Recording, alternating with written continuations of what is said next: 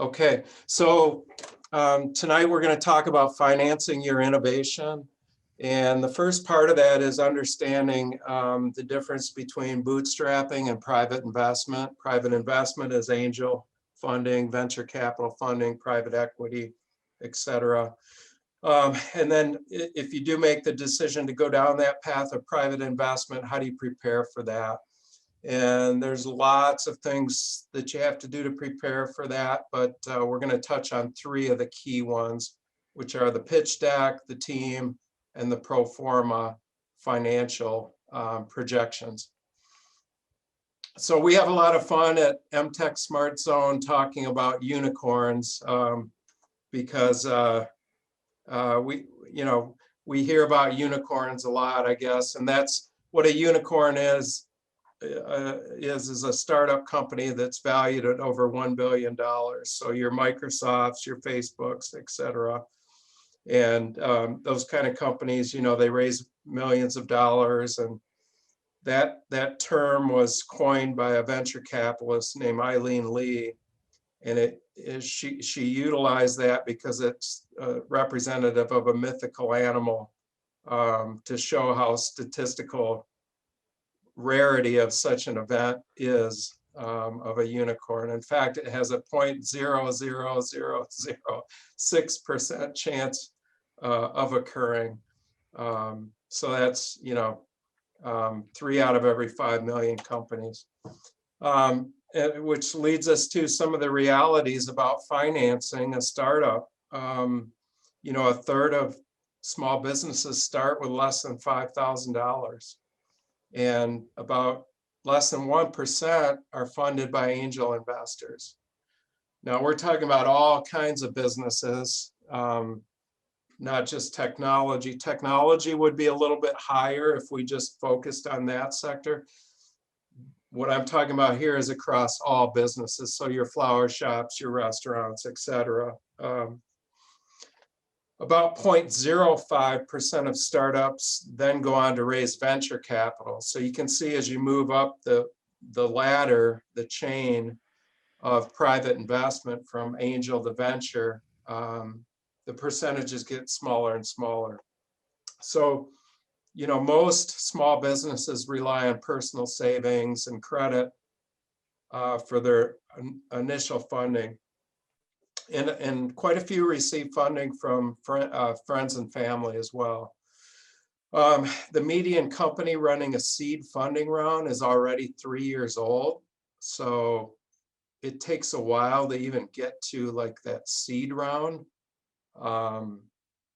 There's the pre-seed, the friends and family, the pre-seed, then the seed round. And so again, back to the unicorn thing of startups that raise seed rounds, only 1% reached unicorn status of $1 billion valuation. So talking a little bit about financing and startups around Houghton and Keweenaw. These are just some estimates that I came up with in my 5 years here. And so these are kind of rough approximations, I guess you could say. We've had quite a few companies that I've worked with and others that my counterpart Jason and that we know of that have raised friends and family financial support. There's been obviously a smaller pool of companies that have raised angel, pre-seed, or seed funding. And I'm estimating that as about 8 to 10 that I'm aware of. As we start going up again into venture capital, that number is getting smaller. We're talking about 2 or 3, maybe 4 in the area. Private equity, I only know of 1. And private equity typically invests in the $10 million range or more. And a lot of times they're acquirers, they buy companies. Jim and the folks, Jim Baker at Michigan Tech, I should probably talk with them about licenses because I don't have current numbers. But Jim and the team at Michigan Tech have done a very good job over the years with license agreements. And that data is published. I just don't have the current numbers. Strategic partners who can be investors, you know, I just don't know what the number is there. And then crowdfunding is somewhat new. And again, it's hard to know how many people have done that. So, you know, there is good news. I mean, you know, it's not all really super difficult and impossible. We've seen in Houghton and Keweenaw in the last few years some success raising capital and starting companies, particularly technology companies. But here's a couple really cool ones that have emanated out of our region. Most everybody's heard of these two, Orbion Space Technology. I've worked with Orbion since I arrived here about 5 years ago, and Brad King, the CEO, Michigan Tech professor, they've raised about a little over $10 million now between the two rounds for their propulsion systems for small satellites. And they are housed in our MTEC SmartZone powerhouse building. And they're kind of taking over the whole building because they're growing so fast. So we're really excited about Orbion. But the other is Handshake. And Handshake, you know, last year I said they had raised 74 million. I think it's over $100 million now. And so, you know, Garrett and Scott and Ben all had attended Michigan Tech University and are out in Silicon Valley. So they've raised capital from some of the biggest names in the venture capital world, Kleiner Perkins and others. And so really cool success stories there. But switching back to, you know, since raising capital is not easy, and there's a small percentage of companies that actually do it, especially venture capital. What are some of the alternatives? And there's really a wide array of funding sources that are kind of split into three different categories. One is bootstrapping, the second is debt, and the third is equity. And so you can see the list there: friends and family and grants and startup accelerators that provide funding, private placements through a PPM, private placement memorandum. There's the crowdfunding through Kickstarter and others that do equity or debt crowdfunding, SBA loans, small business lenders, angel investing, which is pre-venture capital, and some of the others. So, you know, there are alternatives, and we do help companies at MTEC SmartZone look at different sources of capital for your startup business. So how do you decide whether to bootstrap, meaning fund your own startup, or go out and raise capital from investors? Well, this is a really good graphic to try to give you just a high level overview and understanding of how you make that decision. So in the upper right hand corner are the types of companies that would generally fall into the category of being candidates for venture capital. So they have a huge market and an idea that can generate at least $500 million in revenue at some point.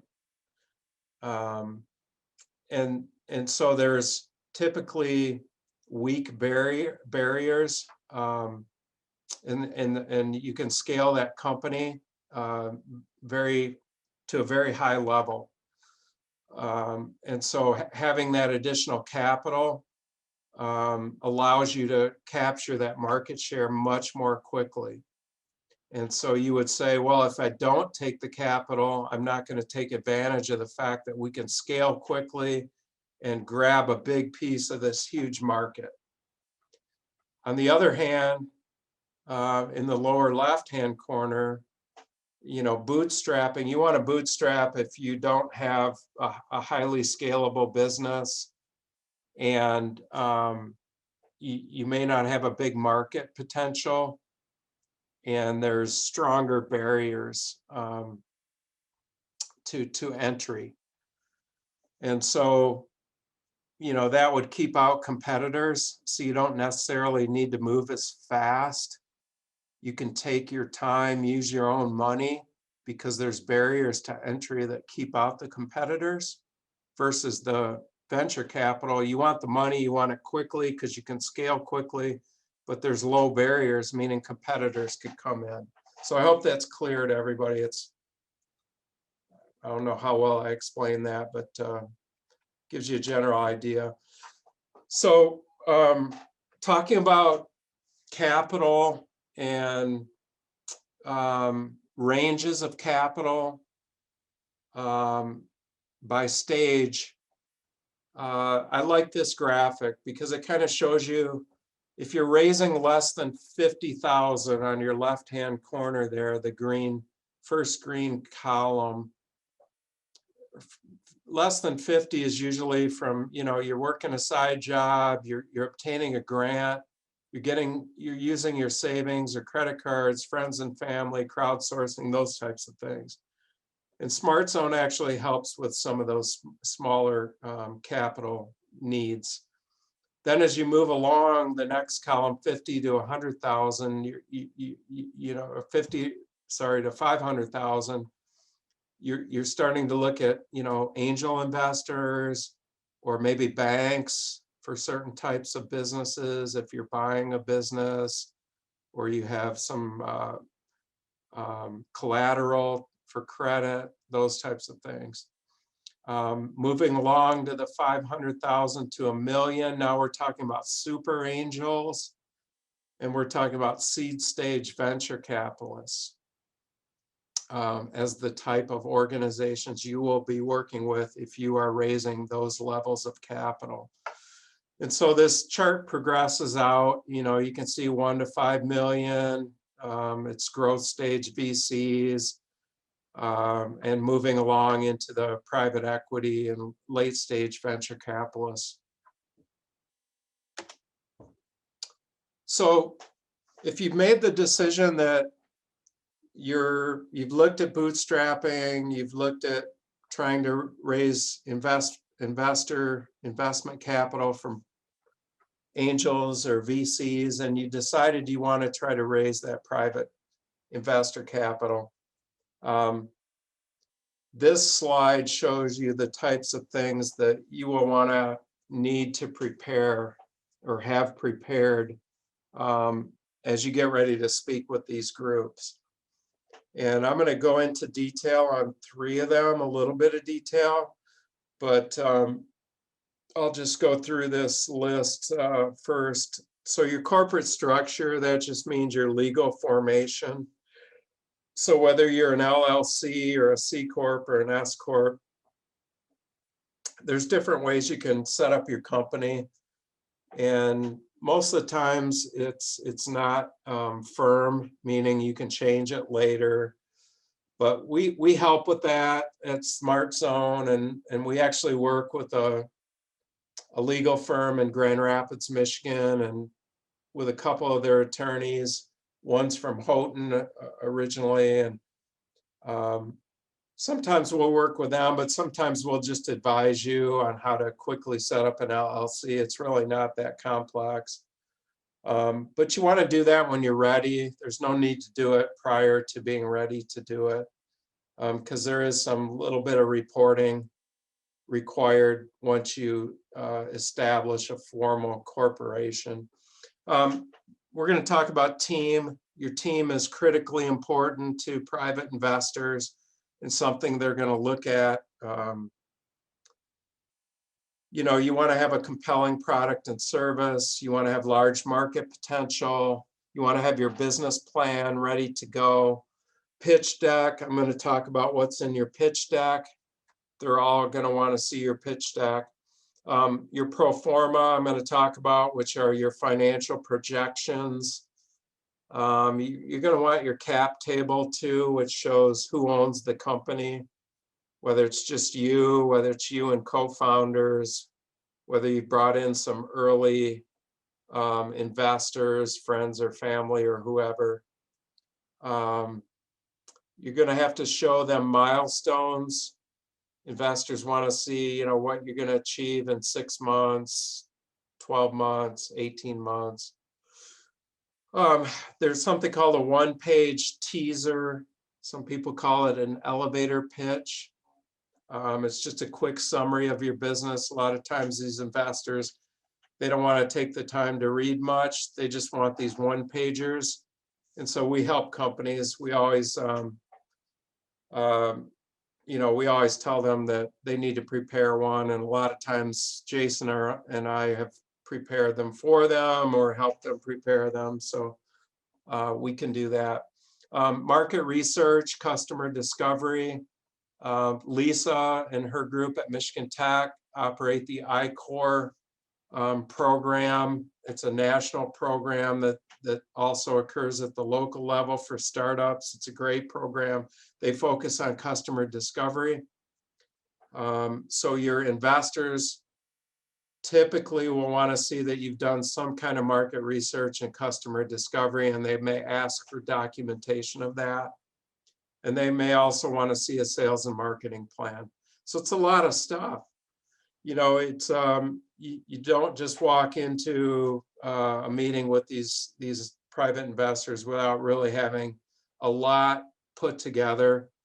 And that's what keeps me employed and Jason and Lisa and others, is that, we help you guys, entrepreneurs, startup companies, with all of this stuff. And we like to do it. So just to give you an idea of a pitch deck is, what it means is it's a PowerPoint presentation that you can put in a PDF. It's basically what is your solution, and this is what you're going to save for your first meeting with your investors. So you typically, unless they really require it up front, you don't want to email it to them. You want to save it for the presentation.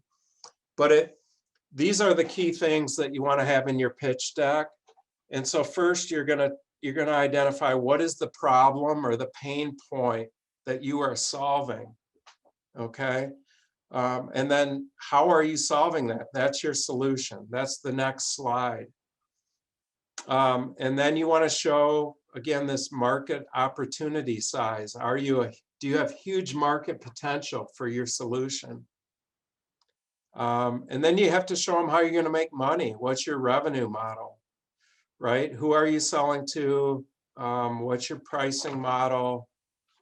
How much revenue can you potentially generate from this? And, maybe you're going to offer some incentives for your pilot customers, those types of things. And then market traction. Have you achieved any market traction or customer validation? And that goes back to that customer discovery as well. They want to see that you've spoken with customers, that you've maybe obtained some pilot users, those types of things. They're going to want to see what your marketing strategy and your growth strategy is. And they want to see what the competition is. And there's ways that you can present that in a slide, the competition. There's sort of what they call the 4-quadrant, display of where you sit versus the competition. There's different ways that you can prepare slides to show, where you differentiate yourselves from the competition. Your financial projections, again, this is the pro forma. And for the pitch deck, you just want a snapshot of that. It's got to be one slide. It's got to be a minimum 3 years, some want 5 years of projections. I don't know why, but I seem to get people who don't want to do this. and they hate doing it, and they argue with me that it's not necessary and it's fake numbers. And I'm telling you, it's absolutely critical. And it's not fake numbers if you do it right. It's the best data that you have. And it's really something that they're going to look at very strongly. So you can't just blow it off. And then again, I talked about milestones, 6, 12, 18 months out. You know, what are you hoping to achieve in terms of whether it's customer acquisitions or other key milestones? Your team, you want to have a slide in your pitch deck. Who's your team? Why should they invest in you? What qualifications do you have in your team? And then you want to close your pitch deck with a call to action. And that means, you know, what's your ask? You know, you don't just want to say thank you, have a nice day. It's, you know, hey, you know, we feel like your angel group, your VC group invests in exactly the type of companies we are. We feel we've provided a compelling pitch to you here today of why you should invest in our company. And we would like to get, you know, your initial commitment to be an investor and join our group of investors in our company, something like that, right? So you try to do sort of a soft close with the investors when you meet with them. So let me talk about the team, which I said is a really critical thing that investors are going to look at. So I'll give you an example. I started a software company in Chicago, and I was the founder, and I put a team together. I was going to entrepreneur meetings. I was going to meetings with venture capitalists, roundtable meetings, all kinds of different events in Chicago that were occurring. And I was running into some really cool people with really great experience. I'm talking about people who had been CFOs, chief financial officers, chief technology officers, CEOs of companies, small companies, huge companies. And so doing that type of networking, when I started my company, I had a lot of relationships in Chicago, and I started calling people that I really liked who had served in these positions and I knew were either in between jobs or, you know, they were looking to do a startup or what have you. But I knew that there was a chance I could get them to join my startup, which was in the pharmaceutical business, software. And so I actually was able to put a team of great people together, and I didn't pay them a penny. And all I asked from them was their time, some of their time on a part-time basis, so that they could join me to meet with investors, to help me move the company along a little bit, and you know, work a little bit on the technology, work a little bit on raising capital, work a little bit on customer acquisition.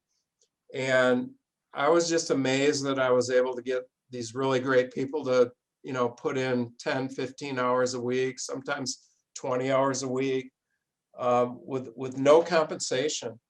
And so basically we had an agreement that if I was successful with them meeting with private investors, that then we would talk about bringing them on full time and allowing them to be, you know, either co-founders or have equity in the company or what have you. And so it was sort of a gentlewoman's agreement because I had a woman involved as well. And it worked out really, really well. And I actually, one of the ladies that I brought in had run a $1 billion business for a pharmaceutical company on the East Coast. I actually promoted her to my job as CEO, and I stepped to the side as vice president.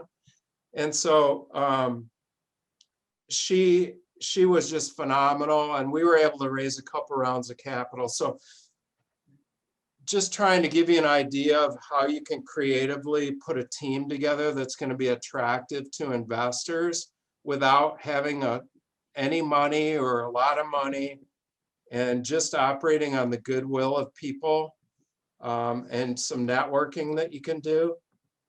So you can do a lot better if you have a team of people involved in raising capital. So, you know, I was in a big city. You don't necessarily have access to that here, but if you can find other people who have strengths, even at Michigan Tech, or recent graduates, what have you, and try to put a team together of people who are all willing to put in some time, with no compensation initially. And then if you like them and things work out well, then you can figure out a compensation strategy and a potential equity strategy to bring them on board full time if you're successful raising capital.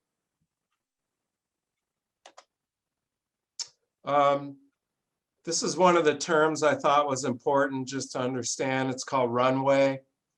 So as you look to raise capital, it's important to plan ahead of how much capital you need to last you a certain amount of time. And this is a consideration for your pro forma financial projections. As you go out and look to raise capital from investors, you really need to consider all of your costs, as well as any other expenditures that you may have, and figure out how much money you need to raise to carry your company for a particular period of time, because you want to raise enough capital to last you through some of your milestone events until you're ready to raise your next round of capital.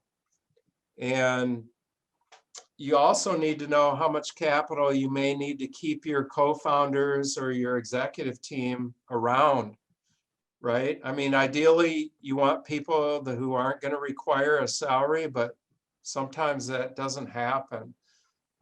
Sometimes you've got people who require at least a small salary. So as you're figuring out your financials and raising your capital, you've got to determine what's going to keep your team around and keep them from quitting, leaving, jumping for something better. So that combination of salary plus potential equity or options.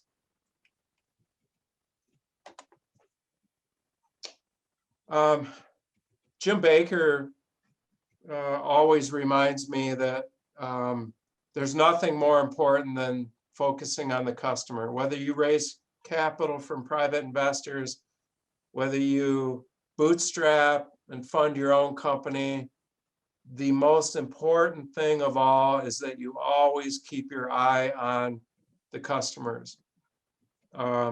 You will not have a business if you do not acquire customers and make your customers happy. And it sounds simple, but it's easy to lose sight of. When you have a startup company, you've got a million things going on. You're thinking about raising capital, you're thinking about your technology, you're thinking about everything else. But at the end of the day, all those things are important, but nothing is more important. You won't have a business without customers. So just remember that. That's your real goal. That opens the door to everything else. It opens the door to investment. It opens the door to bringing your team members on and paying them. It opens the door to being able to fund your technology. So we talked about milestones. These are critical. So for early stage companies, funders, they want to support building a bridge rather than a pier. So they're going to, more times than not, investors, if they agree to fund you, it's going to be in tranches. So that means if you raise $150,000, and I just closed with one of our SmartZone clients last week, who in fact raised 150, I believe it was. Might have been 200. But anyways, the tranches were 100 to start. And then once they achieve the next milestone, they get 50, and then the next milestone, another 50. So this is what we're talking about, building a bridge. And so what are milestones? This could be like milestone 1, releasing our alpha technology or our beta technology. It could be, you know, getting into pilot testing with customers. It could be achieving that first customer, first paid customer and revenues. Could be, you know, hiring certain management team personnel. Could be achieving ARR of $1 million. Could be achieving profitability. Could be all of those. All of those should be milestones at some point for most companies. And so this is what investors want to see, and they want to see these things, you know, built into your financial capital raising plan, which is called the Proforma. So the Proforma, again, is your financial projection that you prepare for the investors and for yourself. And it's a Latin term. It means future or projected. But this isn't limited to startup companies. Every company, I mean, your Fortune 500 companies have to do these types of projections. You read all the time about earnings calls and all of those types of things, whether, you know, these billion-dollar companies have achieved earnings. Those are all based on pro formas that they have prepared, and it's similar to a historical income statement, except it's looking at the future.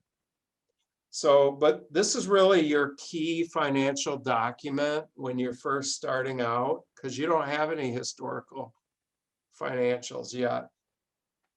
This is your budget for operating a business. This is your planning document, your financial capital document.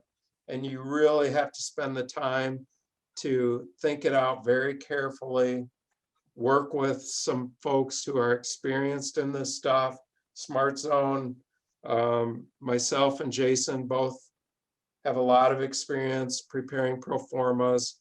Sometimes we will utilize third parties who specialize in financial planning if it requires you know, some different level of detail, or we are just simply don't have the time to put into you know, preparing one of these with a company that might be required. But we can help you get it done, either with us or with us and an outside firm. So why do you create pro formas? Lots of reasons. It tracks those milestones or benchmarks that I told you about of your revenue, your headcount, your expenses, your customer acquisitions. You can't get financed without a pro forma. You got to show your investors how you would use their money to grow your business, and they want to see what that growth looks like in terms of dollars. It takes into an account an injection of cash from outside sources and shows how you will use that money and how it will affect your business in a positive way. This is your plan for the future, and you can prepare. Sometimes I've seen or been involved with folks who've done multiple pro formas where you show a best case, worst case, and most likely case scenario to an investor. And this will help you anticipate changes that may affect your business as it grows. So lots of reasons to do this, even though, as I said, I constantly get pushback from people who think it's a bunch of fake stuff. It's just not fake. It's something you really have to do. So this is what it looks like. This is one that I had prepared at one point. These pro formas are going to be different depending on what your company is. This particular one was with a software company. They call it SaaS, software as a service.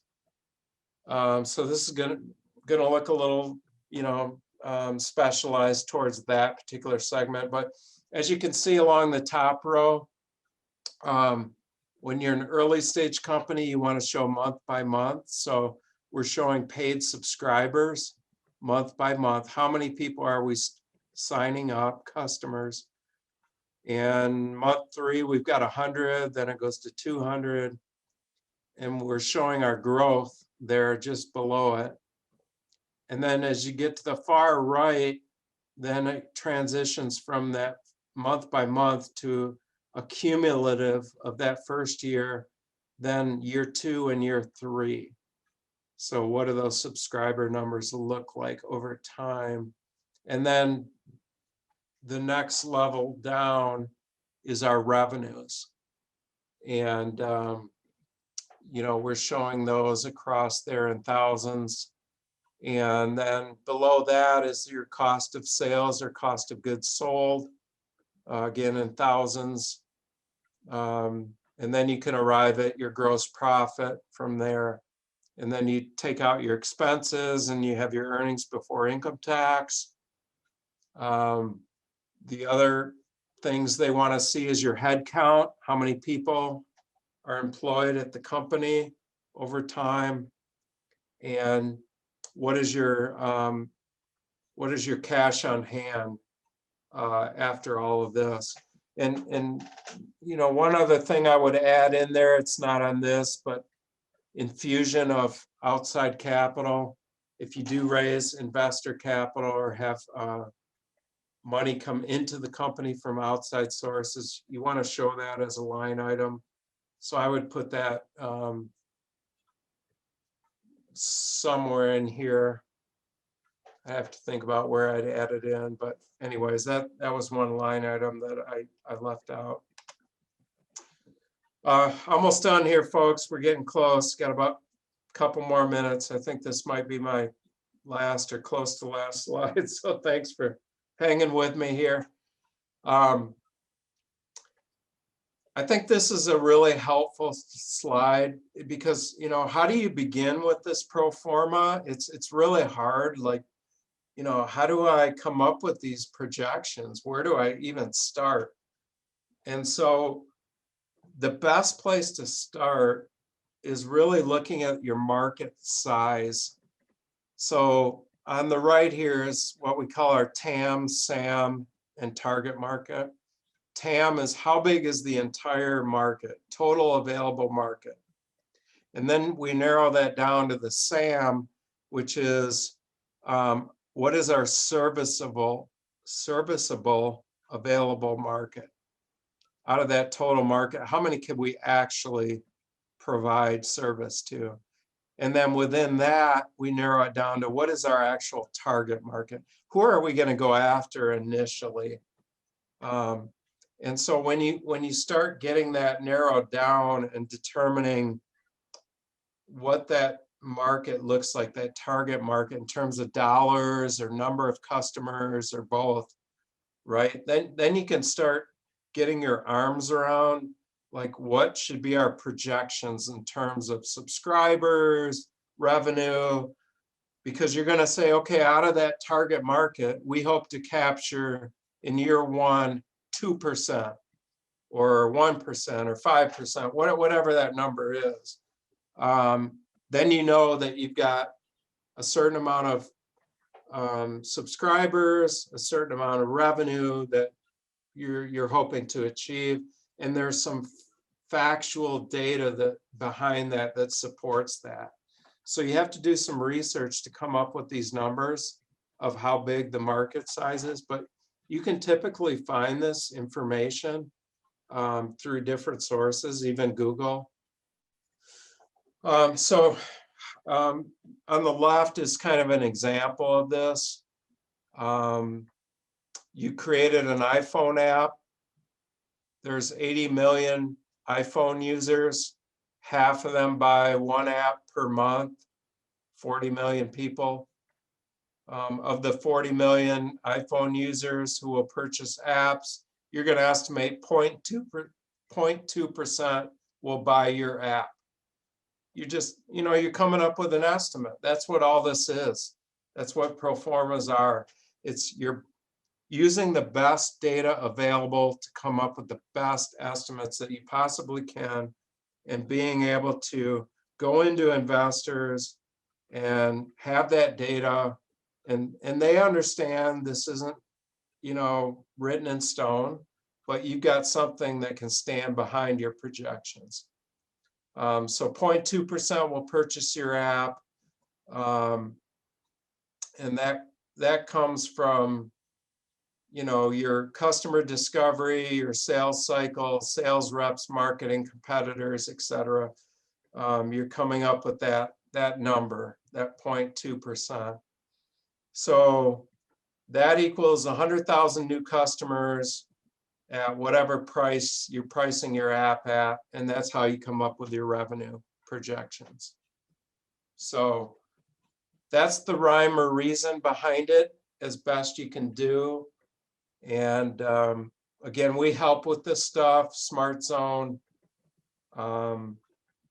We realize it's not easy, especially for folks who haven't done it before, but we do it a lot, and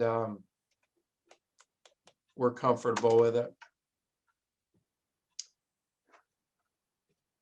So just some advice on this Proforma document.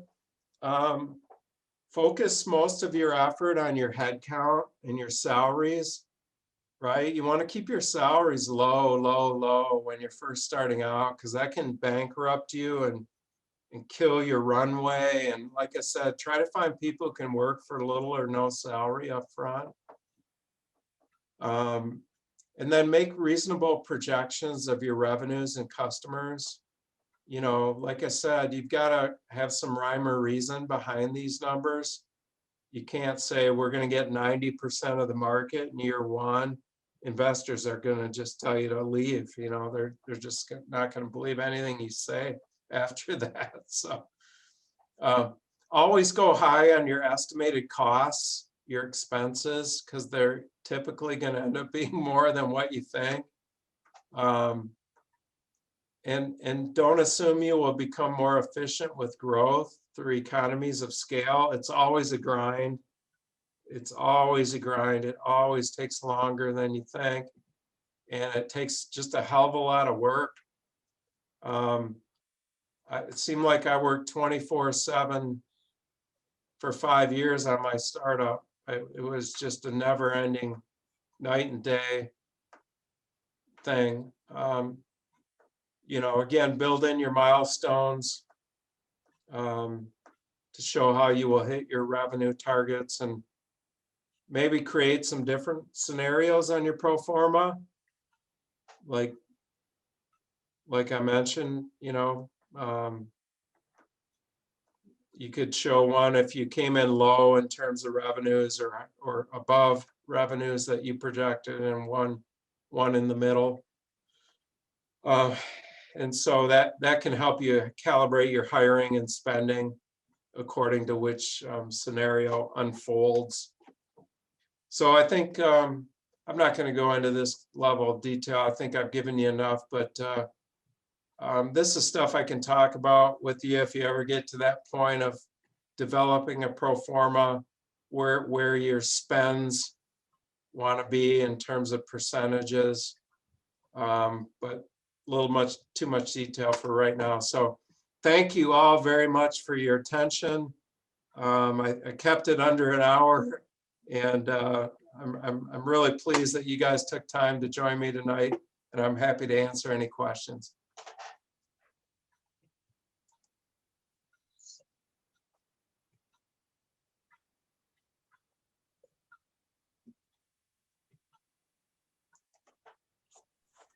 All right, great. Thanks, Patrick. We do have one question here. So Bill Diddy says, can you tell us more about the importance of EBIT as it relates to valuation and value? The importance of earnings as it relates to, yeah, so, you know, investors want to see rapid revenue growth, rapid earnings. You know, we do have the pre-seed investors here who they're not looking at revenues yet because they're prior to revenues typically. And then we have seed investors that we work with, and they're going to start looking at, you know, a little bit of your track record if you have one in terms of revenues. When you get to venture capital, you know, they want to start seeing minimum 1 million ARR. And so they want to see your earnings very quickly scaling up to $1 million a year, and then growing, you know, exponentially after that. So relating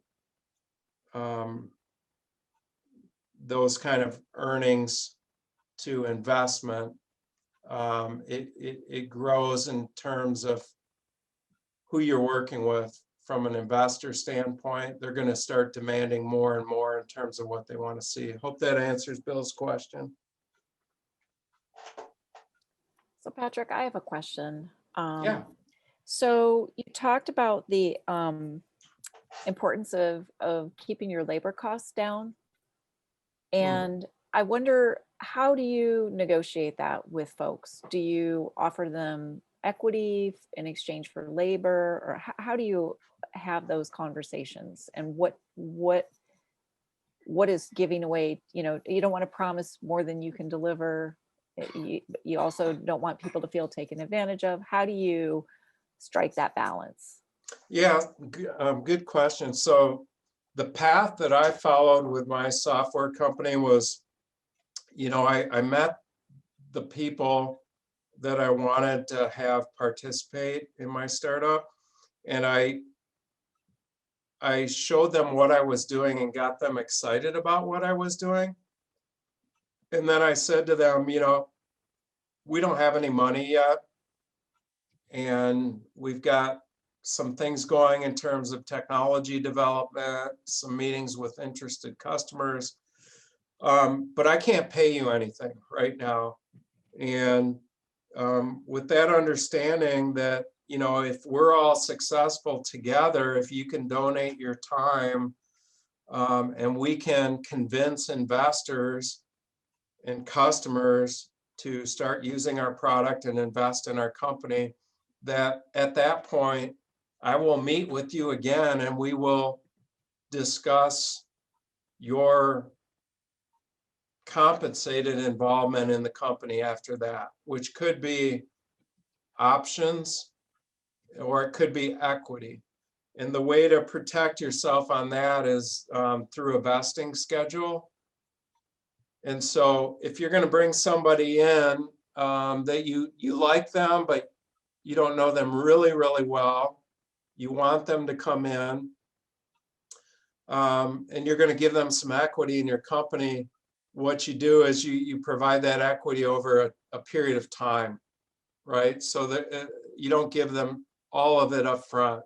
They earn it over 3 years, 5 years, whatever. And you determine what that amount is and what the period of time is, and you structure an agreement with an attorney and you form a you know, a contract with them. And the alternative is options instead of equity. So they have a right to buy shares in your company at a certain strike price, which would be very attractive because they joined early, so they could buy at a very early valuation. That's another way. So it's sort of a stage thing over time, which it's fair to everybody, right? But it minimizes the risk for you as well as the owner and founder of the company. Hope that answers your question. Yeah, that's great. Okay. Okay, we do have another question. So Ranit asks, how do you think COVID has affected the investment world or the overall startup market? Do you see any changes in trends? And where would you think this would lead us in the next 5 years? Good question, Renette. So obviously, with COVID, we've seen some success in different types of companies that are based on working from home would be the first one that comes to mind, right? So Zillow stock has shot through the roof, and other companies that are involved in the remote working space, or the stay-at-home, Netflix. I'm thinking of companies like that, right? Have done very, very well. So as you start thinking about, how the world has changed and how the business world has changed with more remote workers, all of those types of things, you need to consider those as you go forward with a company and your technology or what have you. In terms of investors, same thing, they're looking at opportunities that capitalize on this sort of changed world.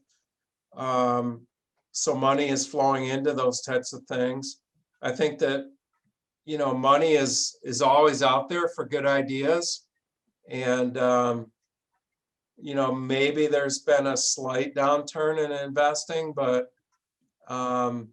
there's still plenty of investing going on right now. I just closed one round with a company.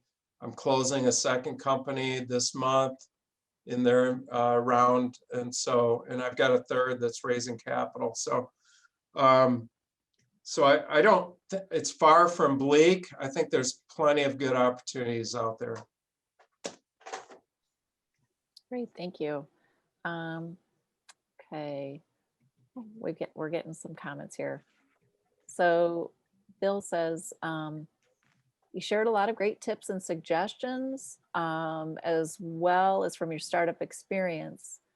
After reflection, if you had the opportunity to do it all again, what would you do differently, if anything? With my startup? Yeah. Well, back then, I didn't know about organizations like SmartZone and Small Business Development Center and SBA. So I was winging it on my own. And I had a little bit of experience as an entrepreneur doing stuff along the way in my teen years into my 20s. But I think, I made a number of mistakes that I think I could have avoided if I would have had the help of organizations with experienced people to be able to mentor me instead of me stumbling on my own. And so that's the one thing I would have done differently, is I would have reached out to entrepreneurial support organizations like what you do, Lisa, at Michigan Tech with your group, and what our MTEC SmartZone does. Okay, great. Thanks, Patrick. I do have one more question. I know we're nearing the end here, but you hear a lot about the importance of starting a business with an exit strategy in mind. Can you talk about that a little bit and tell us what your views are on that? Because I can imagine that not every company starts with an exit strategy. And why is that the advice that we hear? Investors want to know how they're going to get their money out at the end of the day. So I think, in some ways it's sort of a canned thing, like, based on us achieving our revenue projections, we will be attractive to X, Y, and Z companies for acquisition, right? And so sometimes it's good to put a slide in where you say that, Because, you know, if investors do put in their money into your business, they do want to know ultimately, how are they going to get their money out with profit? And so sometimes it's self-evident if you're showing that we're going to achieve these great revenues and profit over time. I mean, it just goes without saying that we're going to be an attractive acquisition target. You know, in some instances, it may be good to put a slide together that just says, hey, we would be attracted to these types of companies who might be acquirers of our business. So that's a really good question, because I don't always include that in the pitch deck, but some people do as one of the ending slides, or at least in the business plan. Typically in the business plan, it's a good thing to have it in there. So really good question. All right, thanks, Patrick. I'm just going to ask the audience if there are any other questions before we wrap up. And feel free to unmute yourself if you would like. Okay, we have one more question. What happens if your business fails and you are unable to pay your investors back? Oh, we don't want to talk about that, do we? No, I'm just kidding. You know, that makes me think of so I had a startup client who came to me, and I said, we're going to form a corporation and we're going to raise investment capital. And she said the exact same thing. Well, if it fails, am I going to owe them all of this money back? And you know, the great thing about it is that you're not liable. The corporation is liable. So you are not personally liable if, in most instances, I'll never say never, but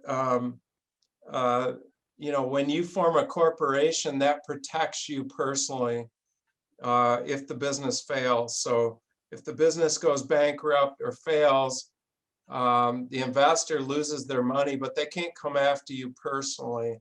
So they lose their investment. And that's why angel investment is very risky, and pre-seed and seed stage investment is very risky. But there's a high reward, so it's risk reward.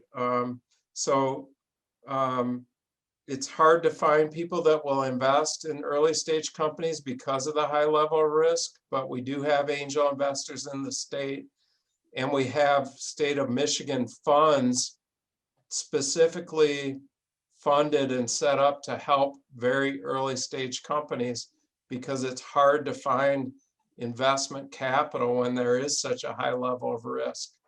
So we work with those funds a lot for our very early stage companies to try to get that capital for them. Good question. All right. Well, I want to be mindful of everyone's time. I know we are at 6 o'clock and a little past. I just want to thank Patrick for this great presentation. It's a great overview of capitalizing and your company and investing. And I'd also like to just invite folks to reach out to Patrick if you have any questions.